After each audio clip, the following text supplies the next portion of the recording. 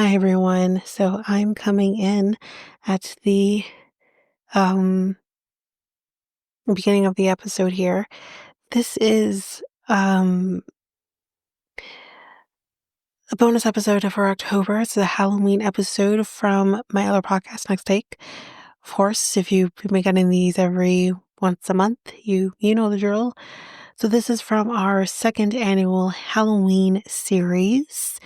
So this series we did this one you're getting Superstitions, which was the first one that we did. We also did see if I could get them in order here because I can't remember them all off the top of my head.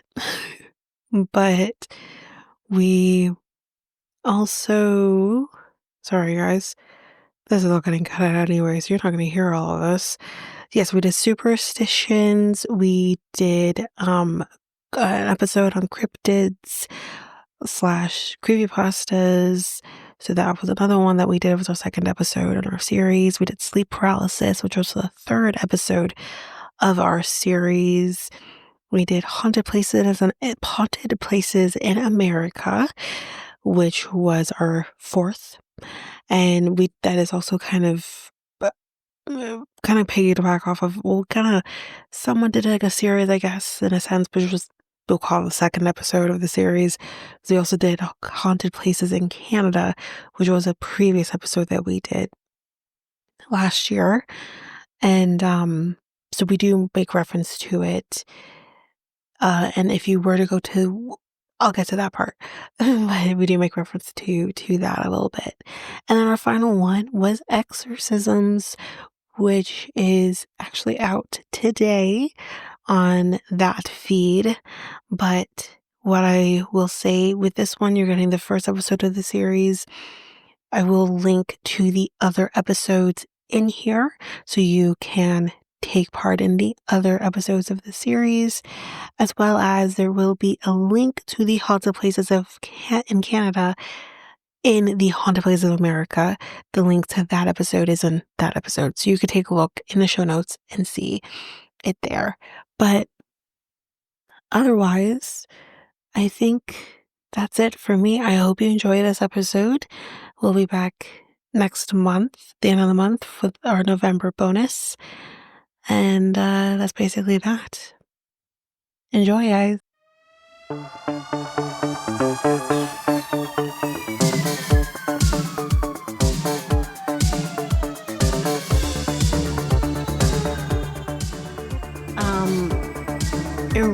So irrational as they may be, we all have a superstition or two. Whether it's a lucky pair of pants or an aversion to Friday the 13th. Okay, so that's another one. I'm not so bad now with Friday the 13th, but in high school, yeah, I was like, screw Friday the 13th, because I'm sorry, when I've had things happen to you on Friday the 13th, I'm like, this shit's for real. Mhm. And I do also think about the full moons, how the crazies come out. I believe in that because I'm sorry, you can't convince me otherwise. There are idiots out there when the full moon comes out. What is wrong with everybody? Anyways, anywho's, superstitions are important to us because they give meaning to the often random nature of luck and put us in the driving seat of our destiny. Here we run through the surprising cultural histories behind some of the world's most common supernatural beliefs. So, number one, the one I said that I still do, knocking on wood. So this kind of came from Indo-European or Celtic or even possibly Britain.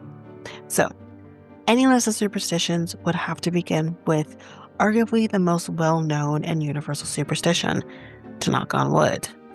The actual origins and even meanings of the phrase are as varied as the cultures which use it, with some suggesting roots in the Indo-European or Celtic belief that spirits good and bad resided in trees and could be either called upon for protection or chased away by knocking on their home. and others, particularly Christians, linking the practice to the magical power of the wooden crucifix. Most likely among the different theories, historians have attributed the superstition to a 19th century British children's game called Tiki Touchwood, in which young players claimed immunity from being tagged by touching the nearest piece of wood. Kind of sounds like tag. That's with a tag, or when you would you could touch like something and then you can't tag someone in. Right. Kind of feels like that. Right. Adults picked up on the habit and the phrase, the British still say touch wood today, and the rest is history. So, as with many superstitions, there are subtle variations and sometimes not so subtle varying origins. Italians touch steel rather than wood, perhaps more related to iron horseshoes. Poles and Russians touch unpainted wood. Turks knock twice. Latin American knock on wood with no legs, so Right. chairs, for example. Right. It's best to memorize them all before traveling, if just in case. You never know. The next one, throwing salt over your shoulder. So this could have derived from European Christian or ancient Roman. So perhaps the next most common superstition, at least in the West, involves tossing salt over one's shoulder, like knocking on wood, as we just talked about. The superstition also involves the idea of warding off evil, in this case, the devil himself. Right. In Leonardo da Vinci's The Last Supper, Jesus's betrayer, that Judas, that guy, is portrayed as having accidentally spilled salt. Since Judas was associated with doing something bad, like betraying Jesus, the argument goes that ipso facto, so assault, and throwing it over your shoulder would blind the devil waiting there. Since in other versions of the superstition, Old Scratch, that sounds horrific, was thought to reside just over your left shoulder, ready to tempt you, I guess with the salt, or that's why the salt was thrown to the left. Still, others say that the sheer value of salt alone in ancient times led to the belief that to spill it was to incur bad fortune, like among Romans, requiring a corresponding ritual or act of penance to prevent worse loss from occurring. Next one, walking under a ladder. This was definitely one that I did as a child and probably still would do. I would not walk under a ladder. So this started from European or Christian, possibly Egyptian. So the superstition of not wanting to walk under a ladder also has roots in Christian symbolism. The Holy Trinity of the Father, the Son, and the Holy Spirit led to an association of the number 3 with something sacred. The triangle with its 3 legs, or 3 sides, came to be regarded as sacred as well. And a ladder, of course, forms a triangle. So, naturally, to walk under the ladder would be to destroy the sanctity of the Trinity and thus incur punishment. Duh, duh, duh. Yeah. The ladder's resemblance to a gallows, oh Jesus, also didn't help matters, nor did the fact of the obvious danger of something falling from it. Hence the gallows, usually that is used for hanging. Okay. Right. Finally, the Egyptians apparently thought that one might accidentally spot a god going up or down on a ladder and so avoided it. Must have been hard, I guess, building all those tall pyramids. Very difficult if you couldn't use or walk under a ladder. Anyways, next one. The broken mirror. This is one I wouldn't mess with. So this started in ancient Greek or Roman or European, etc. I think a lot of cultures definitely. This is superstition for a lot. But anyway. The belief that a broken mirror brings bad luck most likely has its origins in the simple fact that reflections of ourselves are uncanny and often unnerving, particularly on a bad hair day. So humans Yeah. have long had bad associations with them. Take, for example, the Greek myth of Narcissus, or the idea that a crack in a mirror would somehow break its charm or trap one's soul. Hmm. It was the ancient Romans, however, who contributed the notion that a broken mirror would bring 7 years of bad luck, Bad luck. Yeah. since it was believed that only poor health would cause a mirror to crack, Hmm. and the number 7 was seen by the Romans as the number of years required to complete a full life cycle of sickness and renewal. Side note, before we continue this paragraph, did you ever hear this is a superstition too, and I Right. only learned about it since watching 9 Day UK. Right. Anyways, did you ever hear if you cheers someone, I guess it doesn't have to be like your partner, it could be anybody, but when you cheer someone, Hmm. you have to cheers them while looking at them in the eyes, or you risk 7 years of bad sex. Have you heard that? No, I never heard of that in I my whole only entire life. I No. only ever started hearing this, maybe I think it might have been last season's Hmm. Hmm. or the last or season before that. No. This is the first time I heard this, and I'm like, No. what? Never heard No. that in my entire life. I'll tell you the ones I have heard. The ones I have heard is basically it's probably on your list too. Don't cross a black cat. You Hmm. get probably 7 years of bad luck or whatever or bad luck. Or Hmm. uh wear don't wear an umbrella or open an Oh, an umbrella umbrella inside. inside. Yeah, Yeah. I still don't do that. Actually, Yeah. I'll be totally honest with you. I was still superstitious about that up until like my early Hmm. to mid 20s. Hmm. Now I don't care. If I need to dry my umbrella, I'm opening my umbrella inside. Hmm. Hmm. So, oh well. Hmm. But yeah, that I never heard. And I'll say, listen, I Hmm. have cheersed people without looking them dead in their eyes. Hmm. I think I've been fine. I'll say that. Yeah, I It's never, it's it's yeah, just I never heard I've that. just never heard that before. It's so Yeah. crazy. Anyway, No. as a result, a broken mirror meant you Mhm. were headed toward a death spiral that might take 7 years to pull yourself out of. Mm. But then, those same Romans felt you could prevent that horrible outcome by gathering the broken pieces of the mirror and burying them by moonlight. So, should we really trust them about all of the bad luck stuff? Mm. Who knows? Anyway, next one. Mm.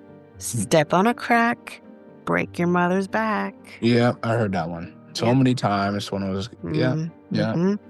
So, this started in African or European folklore.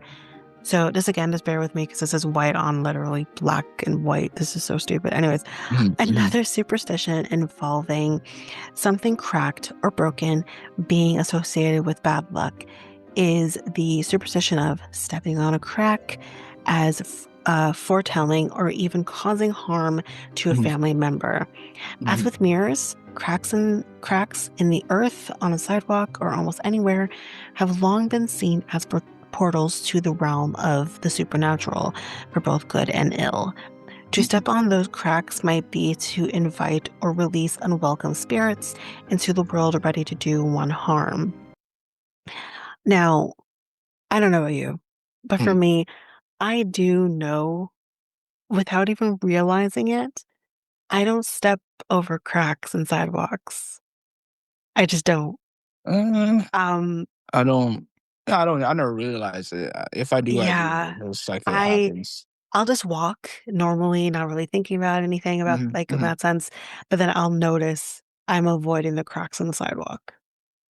I, I'm I, just, I don't even realize. I used to do that as a child. I would avoid the cracks on the sidewalk, not because I thought I was going to break my mother's back or something. There was something about the cracks on the sidewalk. It just, I didn't like. Look, no, I'm good.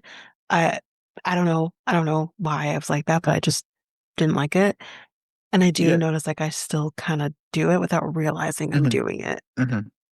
That superstition is in a lot of like movies or a lot of Hmm. books. I noticed Hmm. or been rhymed Yeah, in a lot of books as well. yeah, So yeah. It's a very popular superstition, to be yeah, fair. yeah. Uh, so yeah, yeah. All right, the next one. This one's a little nicer, not too spooky or anything. So, lucky pennies. This guy started in ancient Roman, Mhm, English, mhm, American. So, the idea that finding a penny would bring good luck also originates in folk beliefs. In this case, based on the idea that metal, regarded by many ancient mhm, cultures as quite valuable, was sent by the gods to protect those whom they favored. So we all know, we all done it. When you saw, we don't see them now. Pennies are mhm, not a thing anymore. But mhm. if you saw a penny on the ground, would you or would you not pick that penny up and say, I have a lucky penny? I did. When I I, was a kid, when I was a kid, yes. yes. Now Well, now, no, because you there's no you start pennies to around. Who has pennies? yeah, you start to Me? understand. If I Understand found a penny on the yeah. ground right now, Uh-huh. I'm gonna go get a lottery ticket. But as a kid, yeah, when you would find a penny on the ground, yeah, that was more Mm, common mm. because there were pennies. We don't have pennies Yeah. anymore. As So as an adult, I look at a penny and just like, what is this, huh? I'll throw, yeah, throw it away. I haven't seen pennies. Yeah, I don't, quarter are a different story. I was like, yeah, oh, yeah. okay. But it wasn't supposed Mhm, to be about that. It's about the fact that this thing brings you luck. And um, obviously now mhm. we don't see pennies. Pennies Yeah, have been out yeah, of, pennies haven't yeah, been a thing for like 20-ish yeah. years now. So It's I 20. don't want to see pennies. Or is it 20? 10 years. Hmm. Oh, Oh, it's it's 12 been a years. long time since I was It, a it kid, feels like 10 years. like It feels like 10 early or years. like early teens. Mm. It's been a long time since we haven't Yeah, had the yeah, penny. yeah. Yeah, so Yeah. we don't see pennies anymore. Definitely do not see pennies. Like I think pennies ended at least when I started high school. Hmm. So no, but there's no pennies anymore. And so to find a penny under those circumstances, I'm buying a lottery ticket. That is some luck. Mm. Anyways, um, 20. so Hmm. where was I here? So pennies being made from the metal, find them and you'll have good fortune, but be careful. Some say the luck could break either way, and that if you find a penny tails up, you should turn it over and leave it for the next person, or you'll actually have bad luck. So it did Mm. get a little dark at the end there. Next Mm. one, lucky horseshoe. So Yeah, yeah, another object commonly thought to be lucky is the horseshoe. yeah. Earliest origins of the horseshoe's function as a good luck charm reside in its vulval shape. So obviously we know the shape of the horseshoe, seen upside down, and the invocation of the pagan moon goddess Diana and her sacred Yeah. vulva. That's another popular one, the lucky horseshoe. Yeah. Yeah. That that's also a symbol for isn't St. Patrick's Day as well, I N believe. no, that's the clover, A clover. the four-leaf I clover. thought the clover and the horseshoe was both. Not so much the Okay. horseshoe. Okay. Um, that's not so much, unless it is, it maybe can, because it is Hmm. Celtic, so it very well could be. Hmm. But I think in more modern day, it's it's the four-leaf clover, which Yeah, is yeah, also yeah, another yeah, thing no one ever sees. No yeah. one sees four-leaf clovers. Um, as with pennies, metal being seen as both valuable and magical, iron in particular was thought by early Europeans as something capable of warding off evil spirits. Hmm. And as with the Romans and the lucky number seven, horseshoes frequently featured seven nail holes. The most famous story of a horseshoe bringing good luck, however, refers to the story of Saint Dunstan, who apparently worked as a blacksmith prior to attaining sainthood. The story goes that one day the devil rode into Dunstan's shop requesting new shoes for his horse. Dunstan, recognizing the devil, played it off by nonchalantly and rather than nailing the shoes to the horse, nailed one to the devil's foot instead. In Right. agony, the devil agreed never to enter a house with the horseshoe nailed above the door if Mhm. Dunstan would simply agree to remove the shoe. Next one, Friday the 13th. Yeah, that's a popular one too. Mhm. Like the number 7 for the Romans, magical significance has been attached to the number 13, but this time it's unlucky rather than lucky. The Mhm. number 12 has frequently been seen as positive, 12 months of the year and 12 signs of the zodiac, for example, or 12 days of Christmas and 12 tribes of Israel, Mhm. naturally making its nearest neighboring number to the north negative. Mhm. Like other superstitions surrounding the Last Supper, the Uh, 13th is also seen as unlucky because, once again, the great betrayer, Judas, that guy, was the 13th member of the dinner party that led to Christ's crucifixion. Dude couldn't catch a break. In addition, on Friday the 13th of October 1307, King Philip the, here we go with the Roman numbers. Can mhm. you search IV for me, please? Yeah. Um, IV. IV. Okay. I don't know what that is. Then it must be either Maybe it's 6. Maybe 4. I'm Yeah, wrong. I was thinking the same thing. 4. It's 4. 4? Okay. Yeah, yeah, I IV. was, Yeah, listen, I flipped it. I flipped it the other way. I'm getting it. yeah, I'm gonna get it. yeah, yeah. So King Philip IV of France arrested and put to death hundreds of the Templar Knights. Mm. So, yeah. But, Yeah, I feel like as an adult, I have that. I still have that superstition. That's one. So that's the only one yeah, superstition a little because bit. like there'll be at times where the calendar falls on Friday the 13th, Mhm. and I'm like, I'm not gonna have a bad day. Every single time it falls on Friday the 13th, I'm thinking I'm not gonna have a bad day. And sometimes I do have bad days on that day. Mhm. Sometimes, and yeah, it I happens. I will say, like I said before, like I'm not as like afraid of Friday the 13th now as an adult as I was maybe in my early 20s. Hmm. But yeah, it's not as like crazy of a thing for me anymore. But I You don't will think? notice though, like if you ever notice, if anyone listening ever enters into like a building, now I can't speak to other office buildings in other cities, Mhm. but at least in Toronto, some of the bigger buildings like First Canadian Place, Scotia Plaza, or TD, or any of those, you'll notice there is never a 13th floor. There is never a 13th floor. Yeah, a lot of It's apartments don't have 13th crazy. floor. It goes from 12 to To 14, 14. which My is office odd. building has a 13th floor I wonder why. I because wonder of why. superstition. People are It's a afraid of number superstition. 13. Mm, That's why. It's crazy. mm, It's crazy. yeah, interesting. Huh? All right, another one.